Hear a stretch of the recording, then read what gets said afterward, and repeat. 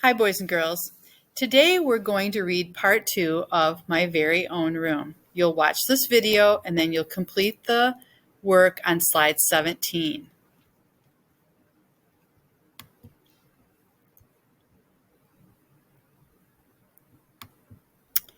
Our vocabulary words: separate, to set apart or place apart; determination, a firm purpose; storage, a place for keeping things for future use; exact, to be very accurate; ruined, damaged greatly or harmed; and luckiest, having or bringing the most luck. All right, here's our story, and let's recap. This is day 2, so let's recap what's happened so far. The story right now is about a young girl, 9 years old, who thinks she's getting too big to share her room with her brothers. She doesn't like sleeping in a very crowded bed with her brothers. She wants her own room, and she looks around the house to kind of maybe find a place for herself.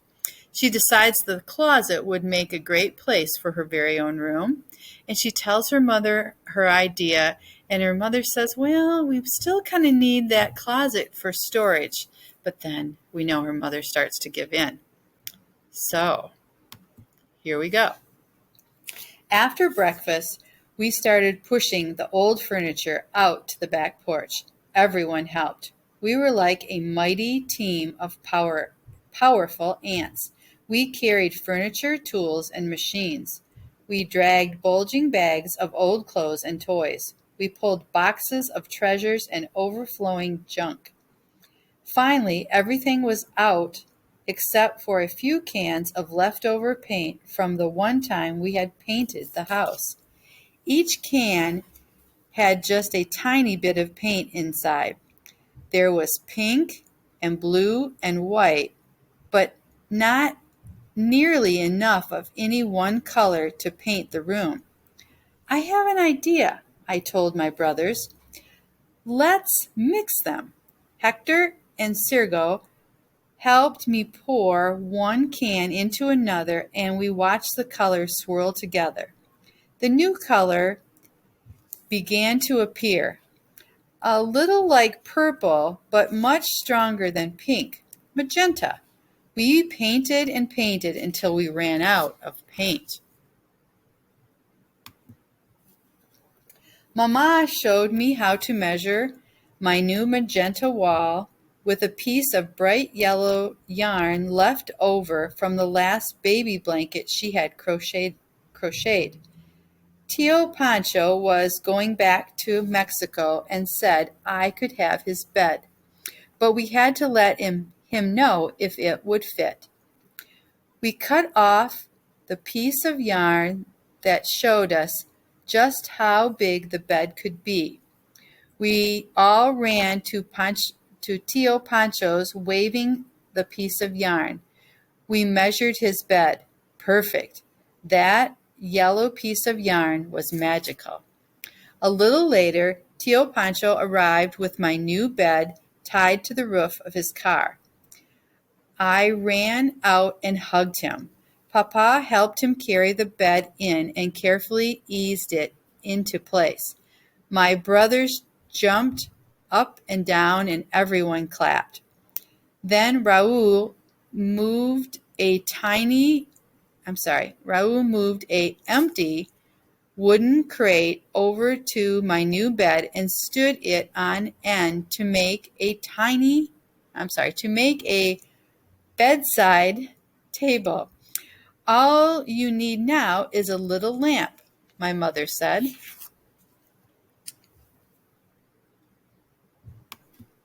So far, does the story seem realistic to you, what's happening to her?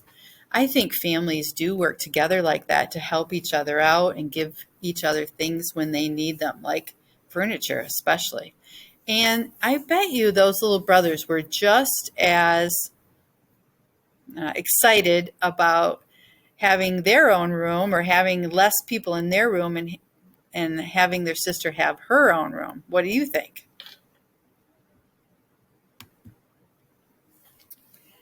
Here we continue. She's referring to her mother now when she starts with, she brought out a shoebox filled with blue chip stamps that she had been collecting for years. Mama and Papa got them for free when they bought food or gas. They were like little prizes that could be used as money at special stores. But before we could spend them, we had to paste them into special stamp books. We licked and pasted and pasted. When we were done, Papa drove us to the stamp store. What do you predict the girl will buy with the blue chip stamps? She probably needs something. Probably needs a few things for this new room.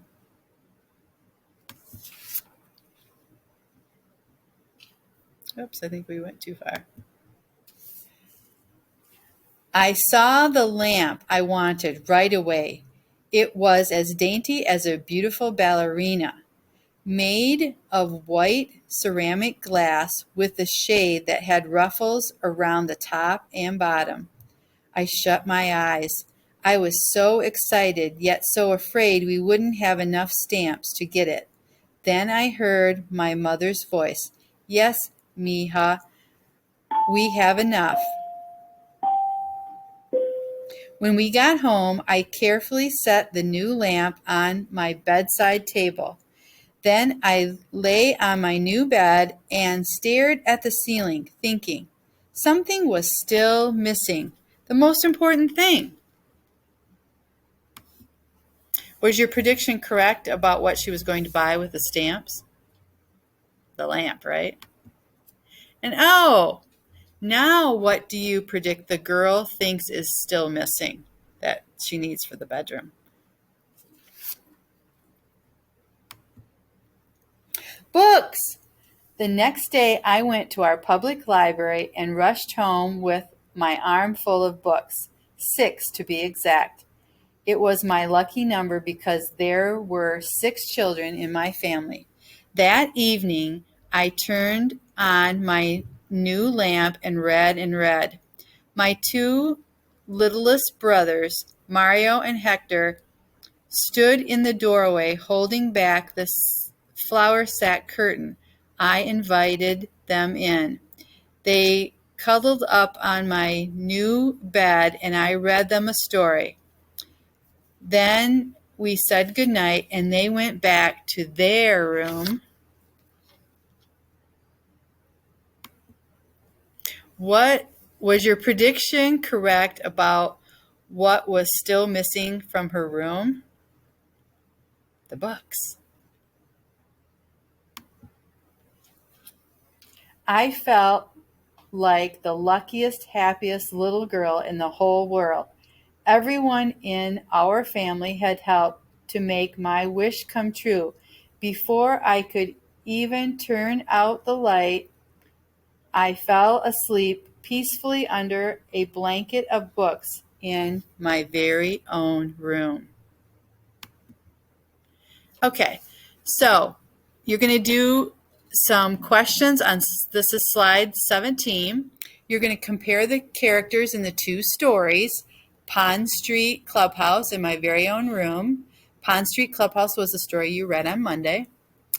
Why did the little girl in My Very Own Room want a room to herself? What was her problem or dilemma? At the beginning of the story in Pond Street Clubhouse, do you think the boy is going to get his clubhouse? Why or why not?